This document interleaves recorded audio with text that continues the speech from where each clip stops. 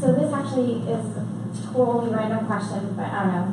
And it kind of ties back to what Jackie was saying. I sort of hacked into everybody that commented on that. And what I noticed was that most of the comments were coming from people, and I hope this doesn't offend anybody, but from people that maybe aren't looking for a professional career level type position where you're maybe going up higher or starting your own business, but a lot of them are coming from people that were wanting like to work to, you know, what can the kids do like retail wise, or what can the kids do restaurant wise, and kind of sticking them there. Where if my dad told me that when I was back in high school, I was like, I'm not working at KFC, I'm sorry, go talk to somebody else. And my mom at the time was the supervisor, so I was like, no.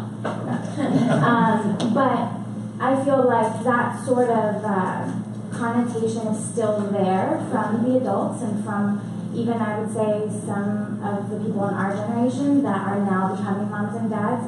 It's easy to fall into that place where you want your child to do something or to look in that way instead of what do you like and what do you want to become, and kind of foster that type of energy. You make it really easy to listen to something political or to something that's maybe more what could be boring if it's heard from somebody else, because you summarize it and because you say it like you're talking to a friend instead of actually giving a report when you're doing a presentation. Thank you. So is there anything that the city is doing maybe with you in place to showcase that to our students? At least I noticed that in YPG, that even for the YLF group or from the kids graduating here, I actually graduated in Palm Coast too, they don't really know what they want to do. They don't really know what direction they want to go in, and they don't really have the opportunity to actually intern, at least in that industry or that field, to say, oh, I don't really like doing that, you know? And I feel like that is something that has never changed here at all. Yeah, and the city, with Mayor Holland's oversight, has a tremendous internship program now. We have more interns this year than we did last year, which was the most interns we've ever had at the city. All the way from engineering up to GIS down to zoning interns, GIS interns. Having young people put into positions where they can say, I don't want to waste the next 5 years of my life pursuing this path is critical.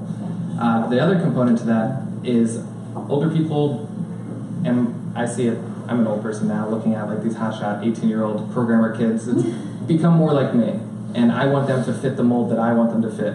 And I see this in older generation here in Palm Coast with the housing situation.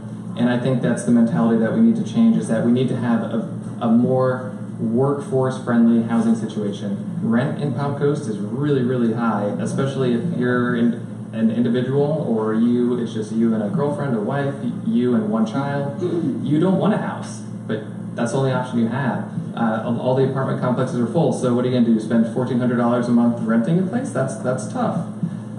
It's almost a mortgage payment. So that dynamic has changed a lot, and I've really had that brought to light when we have all the rezoning occurring, and we have all these 60 to 70-year-olds saying, why aren't these kids just buying a house? It's like, because they don't want a house. They're 20 years old, they don't want a house, and they have $250,000 in college debt. They don't want a house.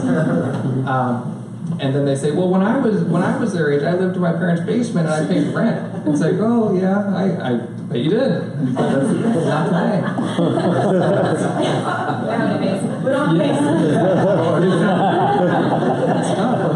But there is a fine line between, making people understand that we are a new generation, and that's a lot of the time comes down to ensuring that we have the overall success of our council is a function of our diversity. And by having a younger mayor and a younger council member, I really feel like we've been successful in impacting the vision and overall tone that the city has for trying to embrace the younger generation, because oftentimes they're underrepresented, or their needs are underrepresented, because to be honest, unless you're part of that generation, you're kind of unfamiliar with what they need. I have no doubt that my parents think that an 18-year-old wants to buy a house and raise a family immediately. I don't doubt that they think that, but that's not the truth. And unless you have representation in place that can actually relay the real-life situation, it's hard. And I think moving forward